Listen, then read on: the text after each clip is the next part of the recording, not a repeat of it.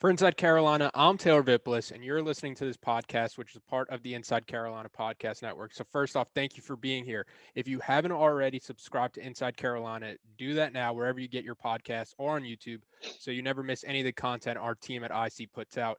It hardly takes any time and it helps us out a lot. Also, speaking of support, we want to support the people that support us. So, that's why on this podcast, I have to remind everybody about Jimmy's Famous Seafood. The reason they wanted to sponsor this podcast is simple. They are owned by UNC fans. With the pandemic and indoor dining restricted, it's a tough time right now to be a locally owned business. So it's helping out one of our own. And at the same time, you get ridiculously good seafood at a great price, a true win-win. For everybody wondering, my go-to order is the famous gift box where you get two massive crab cakes, two different kinds of crab soup, and then a half pint of crab dip. Visit them online at jimmysfamousseafood.com. And at checkout, use the code hashtag GDTBATH for free 2-day shipping. That's promo code hashtag GDTBATH. All right, let's get to it. As always, I'm joined by my guy, Carolina basketball legend from the Oklahoma City Thunder, Justin Jackson. Justin, we're going to talk about the Tar Heels later on, but since the last time we talked, you've dropped two 20-point games in the past week. What's been going on with you that now all of a sudden you got this hot hand? Hey man, just shots are falling for me, man. I'm getting a little bit more playing time. Just getting a little bit more comfortable out there, and um, like I said, things are just kind of falling for me. So it's just kind of trying to build off of those games, man, as much as I can. One of the theories I've seen floated around on Twitter is that ever since you started this podcast with me, your minutes have gone up, your shooting's gone up, your scoring's gone up. Is there any correlation there? I'm gonna be honest. I've never seen that rumor, honestly. So It that goes from must one of just my be a burner rumor. accounts. That must just be coming from you, man. But hey, if that's what we need to do, man, we'll connect it. The Bucks game, you hit the dagger three in the final seconds to seal that game. What has that been like for you where you go from having a limited type role early in the year to now you're now being counted on in the closing moments of games? Yeah, I mean, it feels good. I was talking to one of my friends, and obviously friends can always be biased, but they were saying like watching me play, it resembles kind of me playing back at UNC as far as like playing a lot of minutes, like doing a bunch of things out there, and like you say, kind of being relied upon a little bit. And so, it definitely feels good. I think all basketball players and all athletes and really any human being in general loves to be relied upon.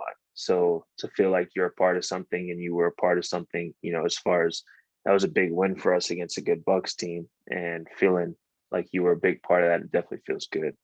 I feel like it can be kind of hard to break out of a limited type role in the NBA because basketball is so big on finding a rhythm. So, how have you kind of handled that to where you try to maximize any and all minutes you do get? Yeah, I mean, I think it's like, for me, it's like realizing, whatever minutes it is that I get, whether it is game minutes at, the last 6 minutes of the game when we're, blowing out a team or getting blown out, whatever it is, like those minutes are the most important minutes. You know what I mean? Like that's my game, you know. Or it's, 3 minutes here that he puts me in, or 3 minutes here that he puts me in. Like those minutes are like the most important minutes for me, not sitting there like wishing that I was playing more minutes or wishing that I was in a different situation, but instead like attacking those minutes. And when I do that, even in the beginning of the season, whenever I wasn't playing a lot, like, you know, still going out there and having that mindset, like it's helped me a whole lot. Sticking with the UNC and the NBA theme, I wanted to ask, what's the relationship like between Carolina basketball players in the league that haven't played together? Like when you see Harrison Barnes, Cam Johnson, Kobe, Cole Anthony, or someone like Danny Green who came before you. Yeah, it's a little different, honestly. Like the older guys, like Danny, when Marvin was in the league, guys that have been Harrison, like they're a little bit more, you know, we'll kind of chop it up. It's obviously different now with all the COVID protocols and stuff. Like you can't really even talk much on the court, um, but like the younger guys, man, like Nas, Cole. Kobe, they're a little more standoffish. But I mean, I think, North Carolina in general, just having that connection, like it gives you something to like say, what's up? How are you doing? Like I didn't play with any of those guys, but I can say what's up to them. You know what I mean? And it's like just having that connection and having kind of that, people always say like that family, you know, type situation in North Carolina, like it always gives you something to connect on. One aspect that kind of correlates to that, it's Jalen Johnson. He opted out of Duke's season, and I don't really want to talk about him because we don't really know all the details around his unique situation. But I think it does relate a bit, somewhat, to a guy like Cole Anthony who goes through something similar last year and he finishes out the year. When it comes to Cole specifically, is that something where within the Carolina basketball family he does get a bit more respect for going through tough times, and he didn't leave the team and never once wavered, when in all honesty it probably could have been in his best interest to sit the remainder of the year when he had the injuries and there was just an overall lack of talent surrounding him? Yeah, I mean, I think, part of it is like he didn't give up on the team. I think that right there he should have be given a ton of respect for that in general. Obviously, he probably knew he was going to go to the draft after that year. So he very easily could have said, all right, coach, like I'm out, like I'm just going to try to recover from this injury, get ready for the draft, but he didn't. And so you got to give him a ton of respect for that. But I think it also just kind of goes back to how North Carolina is like wired. You know what I mean? Like you don't just give up on the team when you're at North Carolina. And then like we said, like I'm not saying that Jalen Johnson did that by any means because nobody knows what his situation is fully about. But like with North Carolina, obviously it shows like there's very few people who leave North Carolina. Like whether they leave to transfer or like they leave like way earlier because they had an issue with something like it's very hard to find situations where that has been a thing. And so I think it just kind of goes back to how North Carolina does things, and the way Cole handled himself was very professional and very very big for himself as well. And then with a guy like Harrison Barnes, back when you were on the Kings, you guys got traded for each other. Is that something you guys ever talked about, or anything that the Carolina basketball group chats ever kind of joked about, you two getting traded for each other? I mean, I've talked to him a little bit about it, because like when he first got traded, he was trying to figure out where like good places to stay were and all that sort of stuff. So we've talked a little bit about it. It was kind of a weird situation for both of us as far as like how the trades went down and stuff like that. So it's kind of a touchy a touchy subject, I guess, at times. So we don't talk about it a lot, but we have before. And it's kind of funny that both UNC alum were the two big pieces during that trade. So I guess it's just kind of how it works. One player you did play with, Theo Pinson, he's on my Knicks. Like his time in Chapel Hill, he's slowly becoming a fan favorite in New York. And it's not even for his play on the court, but just his personality, to where he's more valuable to them in that locker room than going to the Westchester Knicks and the G League and, getting actual basketball reps. What do you kind of think about that role for him, and what makes Theo Theo? Man, like I think that's literally the perfect description of Theo. Like everybody knows Theo's an amazing basketball player. Like he can do a bunch of different things on the court. He's really good on the court. Um, but like what makes Theo Theo is the fact that he's such a good teammate, like such a good like guy just to have around. Like he's always going to keep your spirits up. He's always going to keep you laughing. Always going to be, you know, trying to hype you up, stuff like that. And so I think that's literally the perfect like picture of Theo is like, okay, we would rather keep him in the locker room, even if we're not going to play him, because our team has more success when he's with us than to have him go and play. Like that's literally that's him in a nutshell. So, I hope hopefully, during this time he gets to get some playing time, and show obviously how good he is on the court as well. But that's just Theo. When I heard that, man, I was like, that's him, man. That's literally him. He's always the first guy off the bench, and whether he plays or not, I think slowly he's gonna become one of the best-selling jerseys for the Knicks fans in Madison Square Garden, the way they kind of react to him on social media. But moving to the part of the podcast that we were all dreading, talking about the UVA loss, 60-48, where Carolina has now lost 7 straight games. What is it about Tony Bennett and his system that gives this UNC team so much trouble year in and year out? No matter who it is, you plug in new guys, and UVA is still the machine that keeps plugging away and beating Carolina. Yeah, I mean it's tough. Obviously, Tony Bennett is a great coach, so like he has a lot of different things that really work for them. Their defense, I think, is what really causes the most trouble for us as far as our offense. Like the way they play defense, they pack it all the way in, and so obviously, like we've got guys now that are starting to shoot the ball a little bit better, but when you pack the paint, or you pack all driving lanes or whatever, the bigs can't really get going as much, and so obviously that's like our biggest, strength right now in our offense, is that we've got guys like G and Armando and Dayron, and obviously Walker played a little bit as well. But whenever that happens, like when they play that kind of defense, you can't just enter the ball into the post, like because you've got 2 or 3 guys around them, and so I think that's kind of what causes the most issues. And then the way they play offense, like it completely goes against how North Carolina wants to play. Like we want to play fast. We want to try to turn people over. We want to try to get rebounds and go. Like, and they use all their shot clock. They wait for the best shot possible.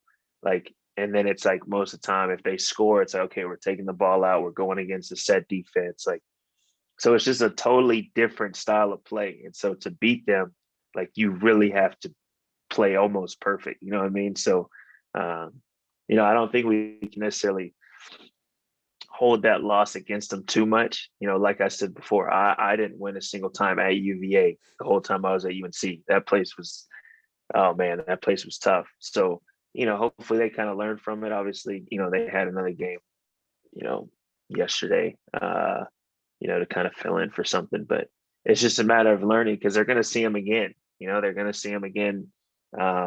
I think they play them at home again, and then they're for sure going to see them in the ACC tournament. So you just got to kind of learn and try to figure out, where you can attack them at.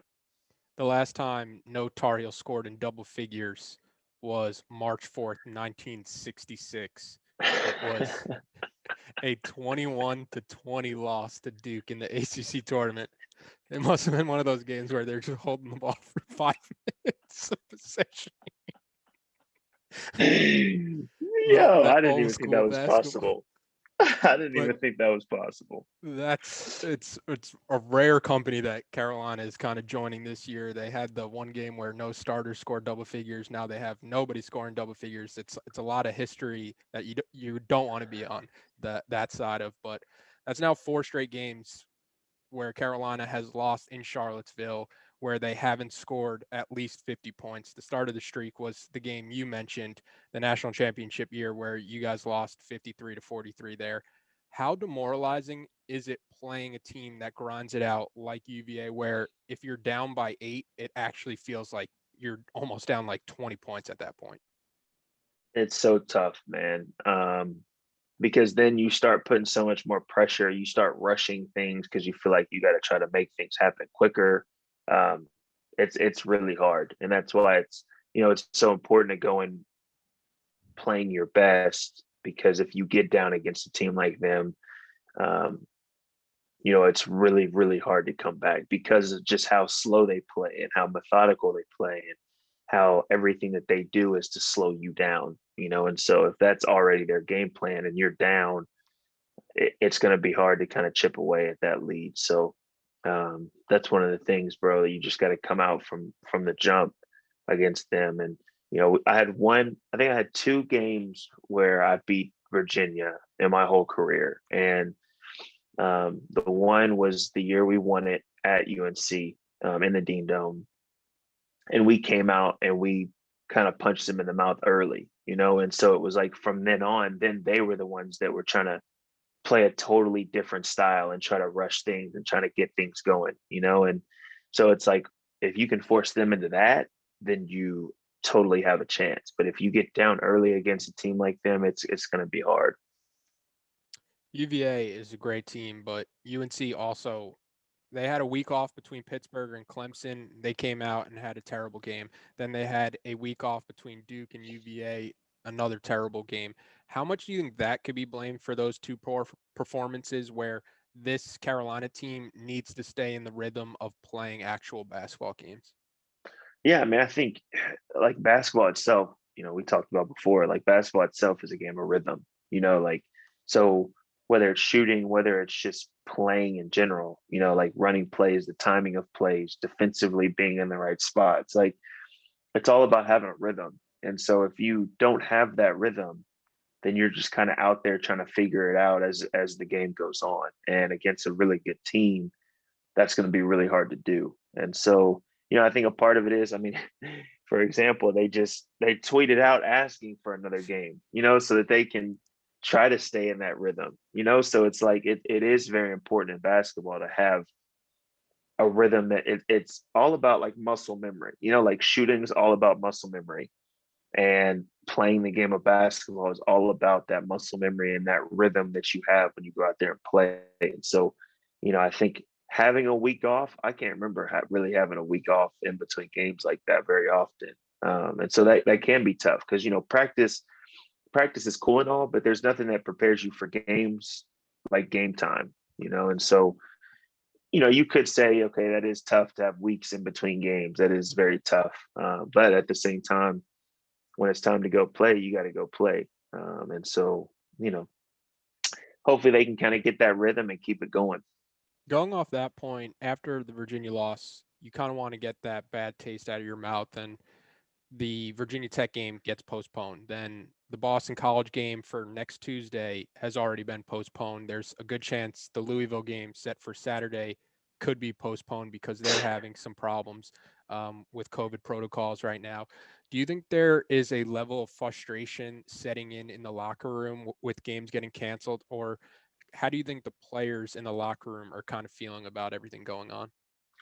Yeah, I mean, it's a tough situation. I mean, in the world in general, but like to be a college athlete, like you go into school to play. You know what I mean? Like you don't go into school to just practice. You don't go into school just to lift. Like you go into school to play games. Like that's what you look forward to. And having these games postponed is tough. Like that's I don't really know, kind of how their feelings are, but I'm sure there's some sort of, frustration. There's some sort of anger, just because they want to just play. They want to have a normal season, and so, it is unfortunate that they kind of have to go through these things. I think that's why it's so important for everyone in society, but also like them in college to take kind of all the protocols and all that sort of stuff extremely serious, because if they don't, we're seeing kind of what could happen, as far as the season goes. And so, um, it is very unfortunate. I hate it for those guys because obviously, like I said, they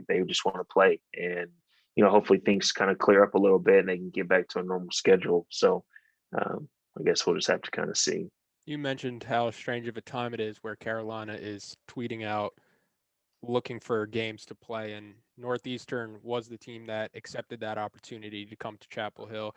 There's not a ton to take away since it's a game that Carolina should and they did handle quite easily, winning 82-62. But the biggest takeaway for me seems to be the emergence recently of somebody like Walker Kessler. He's averaging 9.5 points and 6 rebounds over the last 2 games. What have you seen from him and what he can contribute to this team? I mean, he's 7 feet, like he's 7 feet and he's got very good touch. He can run pretty well, like he can move pretty well. So I think he just gives another dominant piece, or could be very dominant piece down low, and plus, he banked in a three last game, but like from what I've seen and from what I've heard, he has the ability to kind of stretch out a little bit, and to kind of hit some jump shots or whatever. So I mean, he kind of gives that, I think for just kind of for me watching, and obviously I've never really met the kid. I don't really know much about him, and so, nothing is like, coming at him or anything. I think something that I could really see him being huge for is like a true rim protector. Being 7'1" in college, like you can really cause havoc down there in the paint. And so I think if he starts doing that, I think he could end up being a really big piece for UNC. So it is good to kind of see him getting a little bit more playing time, get a little bit more comfortable out there. So, hopefully he can just keep on building on it and keep on getting better.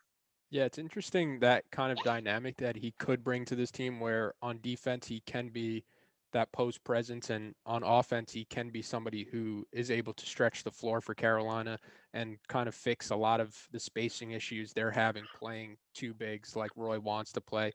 But another point from that game was making his announcing debut for the Northeastern game was Tyler Hansbrough. From your time in Chapel Hill, what is Tyler Hansbrough? What is Psycho T like? Because from the outside looking in, I wouldn't have guessed commentating would be something he'd even want to do or ever try to do. Yeah, man. Psycho T, he's two completely different people on the court as opposed to off the court. Um, Everybody knows him as the legend that he is when he was on the court at UNC. Like he was put his body on the line every single game, went out there and worked so hard and did some amazing things while he was there. But off the court, I mean, he's a really chill guy. Like you can have conversations with him, you can talk with him. And so it is interesting. I wouldn't have thought commentating was something that he would have done either, just because he's kind of somebody that's to himself a little bit. But it's good to kind of hear him out there talking. And if there's anybody that really knows stuff about UNC and can really commentate about it, I think it's him. So, it's pretty cool to kind of see him stretching his wings a little bit and getting out there and commentating. We're at 20 games now into this season, and it's still pretty hard to get a read on this team and whether or not they're even a tournament worthy team at this point. In your opinion, where does this team still have the most room for improvement and how they can kind of maximize their potential and hit their ceiling? Yeah, I mean, I think it's kind of what we've talked about all years is shooting. If they can get guys like Kerwin and guys like Playtech and guys like RJ and even Caleb, like guys to really knock down shots consistently.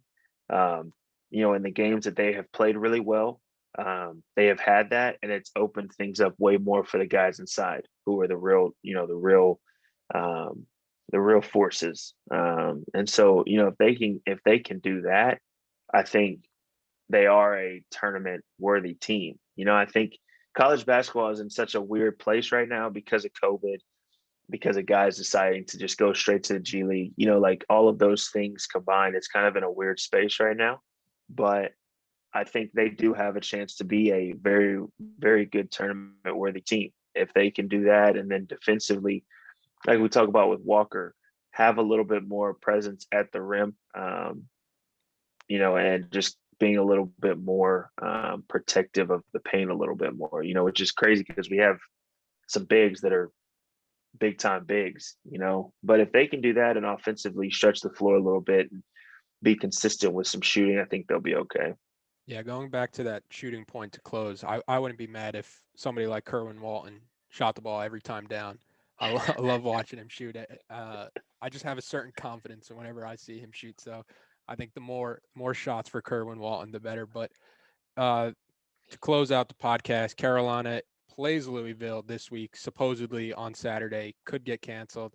But besides that, their game for next week has already gotten canceled. So maybe we'll have a game to talk about next week, Justin. Maybe we won't, but we'll be here.